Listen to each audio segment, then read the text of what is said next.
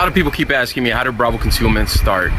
Well, we started about 7 years ago in a small room in the back of a small house. I was working and I started selling holsters. I started making them. The reason came to be is because of lead time. Funny as it may seem, there was other holster companies out there making what we make, but their lead times were long. So I said, you know what? I've always been a guy that always tinkered with stuff, working on engines and cars and stuff like that. So I started messing around with Kydex, built a holster, showed it to a couple of friends, and it just took off.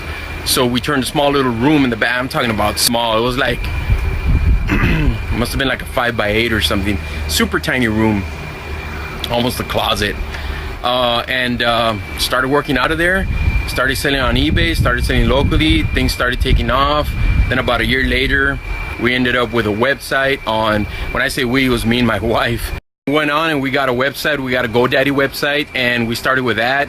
And things started snowballing. We started sending out holsters to people on social media so that they could share and just use our product and just mention us, and things just started getting off the ground. We were we did some stuff with FPS Russia a long time ago, and then it just took off from there. Corey and Erica and Yankee Marshall. I mean, there was just a bunch of people out there that started using our product. They really liked it. And, it was always customer service and quality of the product. And it just snowballed and just started taking off. And so moved to a bigger house with a 2-car garage. We worked out of that for about a year and a half. And then from there, we moved over to an actual garage. It used to be a garage. And we closed it up, and we were there for about 2 years, a little over 2 years, and then we ended up where we're at right now. And actually right now we're like outgrowing the place. We're probably gonna have to move soon. So it took time, guys, to where we're at, but that's pretty much how everything happened. And then there was a bunch of stuff that happened in between all of that, but again, all for the good. There was some good times, there were some bad times, there were some crazy times, but we stuck it out. We stayed focused. That's very important. And it was just that one thing, just trying to make a product better. And so we did it. We're still doing it, and we're gonna continue doing it. We're not done by far, guys. We're just getting started. We're just getting warmed up. I mean, so it's an exciting time for us here at Bravo, and it's an exciting time for you, our customer, or our future customers.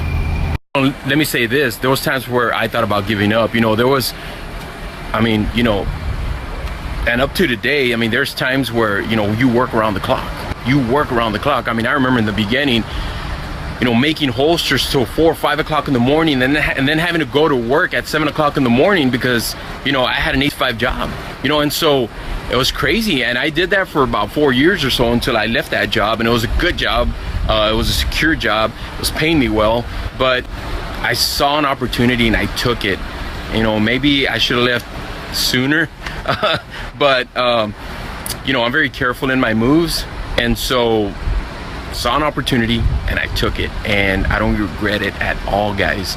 So stay focused, learn to see opportunities, and if they're good, take them. It's all about hard work and taking an opportunity when you see it. I mean, sweat equity, that's what it was in the beginning, and it still is today. I mean, working every day, trying to get it done. If you want to be the best that you can be at what you do, you got to do it every day, and you got to put in the work. There's no way around it. There's no magical formula. Charlie Munger, I think it was Charlie Munger that said, the world is not a crazy enough place yet to reward those that don't deserve it. And it's true. So who deserves it?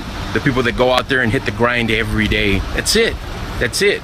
So there's no way around that. Hard work, stay focused, stay curious about what you're doing, and try to learn as much as you can about your industry, from the product you're selling to the business side of it. So that's it, guys.